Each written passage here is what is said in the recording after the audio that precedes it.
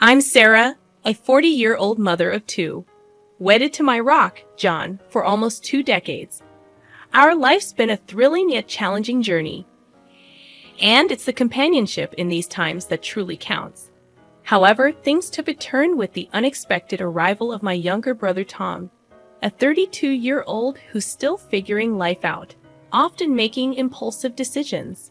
It was a typical Sunday, with our family congregating at Mom's house, a place brimming with childhood nostalgia.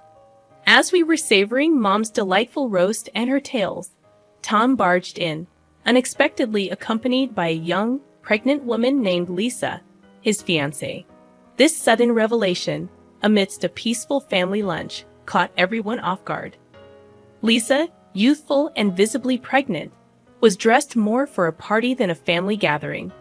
This news stunned everyone, especially my kids, Emily and Max, who were curious and bewildered by their new aunt-to-be and her sparkling attire.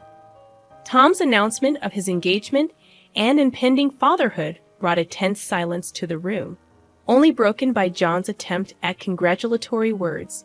Tom declared their plan to stay at Mom's temporarily, which visibly worried her.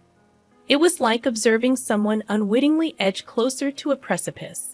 That night, John and I discussed the situation. He expressed his concern about Tom's irresponsible behavior and the strain it was putting on my mother. The following days were chaotic, with Tom and Lisa overstepping boundaries, while Mom tirelessly catered to their needs, visibly worn down by their lack of gratitude. One evening, I found Mom in the kitchen, her fatigue evident. I urged her to stand up for herself, but her maternal instincts towards Tom and his unborn child made it impossible for her to turn them away. I felt an overwhelming urge to confront them, to expose their exploitation of Mom's kindness, but I restrained myself. In family dynamics, love often means overlooking the obvious faults, even when it's detrimental. This became our new reality: Tom and Lisa, the inconsiderate houseguests, and the rest of us tiptoeing around to maintain harmony in a home that now seemed constricting. Our days were upended by Tom and Lisa's presence. Each morning was greeted with Lisa's loud grievances about her discomforts or cravings. She'd saunter into the kitchen, still in her nightwear, demanding breakfast without a hint of courtesy. "Sarah, whip up some pancakes, would you? The baby's craving them," she'd order without a please. I'd clench my teeth, trying to maintain composure. "Sure, Lisa. Just after I prepare Emily and Max for school."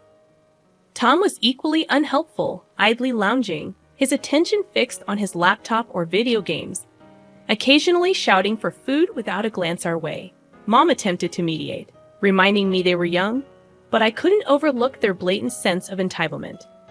As Lisa's due date neared, the situation worsened. She left clutter everywhere, engaged in endless phone gossip, while dishes and laundry piled up. One day, I reached my breaking point. Finding her in the living room, feet propped on the coffee table, I confronted her. "Lisa, this isn't a hotel. You can't just expect everyone to clean up after you." Her response was a dismissive eye roll. "Chill, Sarah. I'm pregnant, remember?" Tom's defense was swift but infuriating. "Lay off her, Sarah. She's carrying my child." Mom intervened, pleading for peace, but the unfairness was glaring. She was exhausting herself for their sake, yet remained unheeded.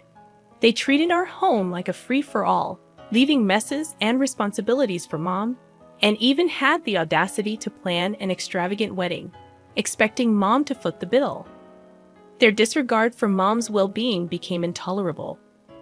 Even after the birth of their son Alex, their behavior didn't change. One morning, I walked in to find Mom tackling a pile of dirty dishes, while Lisa idly watched TV and Tom was absorbed in his phone. I asked Mom why she was burdened with all the work, but the answer was all too familiar. The cycle of disregard and exploitation seemed endless, leaving me grappling with frustration and concern for my overburdened mother.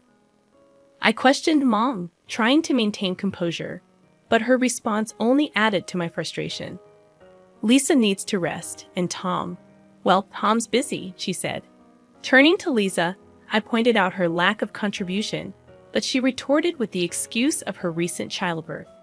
Tom, disengaged as ever, defended her, claiming ignorance of their hardships. I was incredulous at their audacity.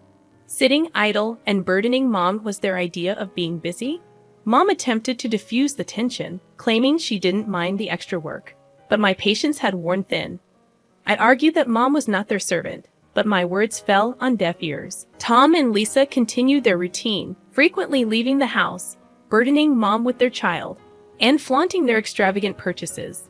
Discovering a receipt for an expensive dress, I confronted them about the financial burden they were placing on Mom.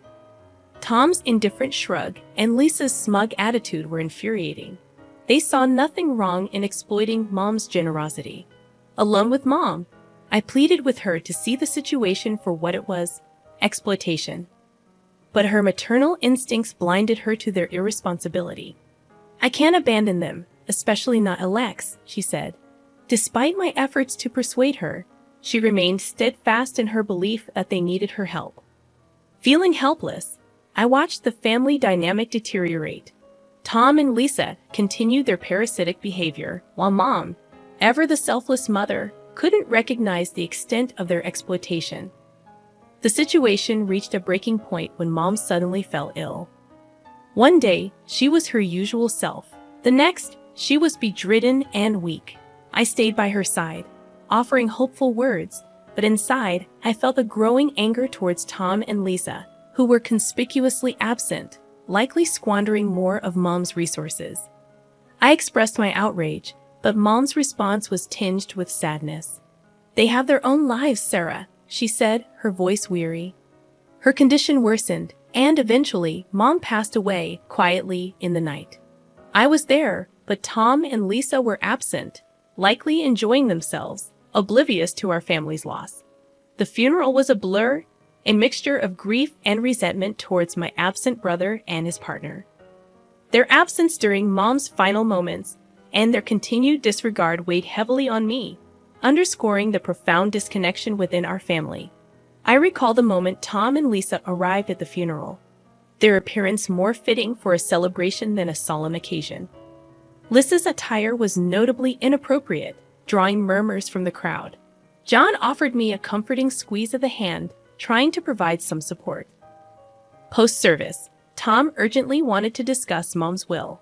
His insistence, so soon after our loss, left me aghast. He claimed Mom had left the house to him, a statement that seemed incredibly presumptuous and insensitive given the circumstances. My protests about respecting Mom's memory fell on deaf ears. Tom was adamant about his entitlement. The following day, I visited Mom's house to gather her belongings, but I was met by Lisa's sneering face at the door. She coldly informed me that the house was now theirs, claiming Tom had inherited everything. Tom's appearance, confirming the claim with a smug grin, sparked a mixture of anger and disbelief in me. I felt alienated, standing at the threshold of my childhood home, now claimed by my callous brother and his wife. Determined to seek justice, I found myself nervously entering the notary's office. The whole ordeal, grappling with Mom's loss, and now this dispute with Tom, seemed like a nightmare. Mr. Jacobs, the notary and an old family friend, greeted me with a solemn expression. As I voiced my doubts about Tom's claim, Tom and Lisa arrived, exuding arrogance. Mr. Jacobs began reading the will, and my anxiety peaked. When he reached the part about Tom, he announced a bequest of only $5,000 to him, a revelation that visibly shocked Tom. Mr. Jacobs then continued, to my relief and surprise, declaring that Mom had left the family home and the remainder of her estate to me. This unexpected turn of events was a small solace in the midst of our family strife, offering a glimmer of hope amidst the grief and turmoil that had enveloped us since Mom's passing. The revelation in Mr. Jacobs' office left me feeling a mix of relief and vindication. Lisa, on the other hand, was incensed, incredulous at the idea that they weren't left the house. Mr. Jacobs informed us that Mom had made this last will only a month ago, due to her concerns about being pressured by certain family members. Tom's reaction was one of rage and denial, but there was a sense of justice in the air. Mom had seen through their exploitation. Tom accused me of turning Mom against him, while Lisa threatened legal action. Mr. Jacobs warned them about the possible legal repercussions if coercion was proven in any earlier will. Their confidence seemed to falter at this. As Tom and Lisa left the notary's office in a huff, I stayed behind to express my gratitude to Mr. Jacobs. I left feeling a whirlwind of emotions: sorrow for losing Mom, relief that her final wishes were honored, and anger at Tom and Lisa's audacity. Back at the house, Tom confronted me, infuriated by the disparity in our inheritance. I tried to explain that this was Mom's decision, likely influenced by their continuous financial demands. His frustration was palpable as he demanded to know why Mom would screw him over like this. Then I found Mom's letter, tucked away in a drawer. It explained everything. Mom had initially set aside an equal share for both of us, but as Tom and Lisa's demands increased, she began to deduct from his portion. By the time she wrote her last will, Tom had already received most of his share through these advances. Tom was shocked and in denial, unable to accept that his actions had led to this outcome. I was firm, my patience thinning, as I confronted him with the reality of the situation. He sat, overwhelmed by his own actions, pondering the gravity of what he had done. The weight of his choices and their impact on Mom's final decisions was a harsh reality he now had to face. As I set the letter down, a blend of pity and frustration washed over me. "You've only yourself to blame, Tom. This was your doing," I said, watching him leave the house, a shadow of the man he once was. There was a sense of justice in his departure, but it was tinged with sadness for a family now fractured by both grief and selfishness. The house, previously a battleground of family conflicts, now stood in a haunting silence. Tom and Lisa had left, severing all ties with me. It was a relief to be free from their tumult, yet it also left me to grapple with the fallout of their actions. As I sat in the living room, lost in thought, my phone rang. It was Jenna, bringing news of Tom. He was job hunting in town, and Lisa seemed to be living a single life, with no sign of their son, Alex. Anger surged within me at their reckless disregard for their child. Jenna's voice broke through my fury, suggesting that maybe there was something I could do. Her words ignited a spark of determination in me. I had to fight for Alex. He deserved a better life. The next day, I met with a lawyer, Ms. Rivera, a straightforward and determined woman. I laid out my case, my resolve firm. "I want to pursue custody of Alex. He's in a toxic environment," I told her. Ms. Rivera, sizing up the situation, agreed to help, though she warned it wouldn't be easy. The ensuing legal battle was arduous, with Tom and Lisa oscillating between cooperation and hostility. But I remained steadfast. John's support was unwavering, his arms a haven of comfort after each challenging day in court. "You're doing the right thing, Sarah. It's hard but necessary," he reassured me. The day I was granted temporary custody of Alex was filled with mixed emotions. He was a sweet, bewildered boy, but gradually he began to adapt to our family. Emily and Max quickly grew fond of him, and he brought a new joy into our home. Tom's reaction was one of anger and resignation. "You've taken everything, Sarah," he accused. I stood firm, knowing I was protecting Alex, a responsibility Tom had neglected. As Tom walked away, I realized our relationship might never recover, that this was about Alex's well-being, not our sibling rivalry. With Alex, life took on a new dimension. There were challenges, of course, but also moments of laughter and love. He was slowly becoming a part of our family, and I was resolute in making his presence permanent. Looking back, I knew despite the hardships and challenges, we were building a brighter future, one filled with hope and the love of a family reunited under new circumstances. Making the decision to bring Alex into our family was undeniably the right choice. It marked a new chapter for us, an opportunity to heal, grow, and foster a future brimming with love and stability. This was the legacy I yearned to create, a vivid departure from the selfishness and discord that once loomed over us. Our home, once a symbol of family strife, was now alive with laughter and the joyful sounds of children. Alex had seamlessly integrated into our lives, his presence a beacon of happiness. One evening, as I tucked him into bed, his innocent question about staying with us forever warmed my heart. "Yes, Alex, you're part of our family now," I assured him, and his contented smile was all the confirmation I needed. John, standing by the door, shared a look of pride and fulfillment. "He's really fitting in," he observed, and I couldn't help but feel a sense of achievement. We were providing Alex with the life he deserved. The next day brought the exhilarating news. The court had granted me full custody of Alex. Overwhelmed with emotion, I thanked Miss Rivera profusely. The family's reaction to the news was a beautiful sight. Emily and Max embraced Alex, and even John was visibly moved. "We're a complete family now," he said, voice laden with emotion. The journey had been tumultuous, but it strengthened us.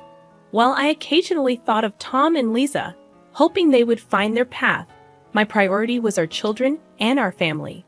In the following months, Alex flourished, transforming from a timid child into one filled with confidence and joy. One day, while playing in the garden, he presented me with a dandelion, proudly announcing his wish for us to be together forever. Holding him close, I assured him that his wish had indeed come true. Looking around at my family, I felt an overwhelming sense of peace. We had navigated through the storm and emerged more robust. Our future was a canvas of hope, love, and endless possibilities. This was our story, a testament to the resilience of family and the transformative power of love. It was a future bright with promise, and we were more than ready to embrace it wholeheartedly.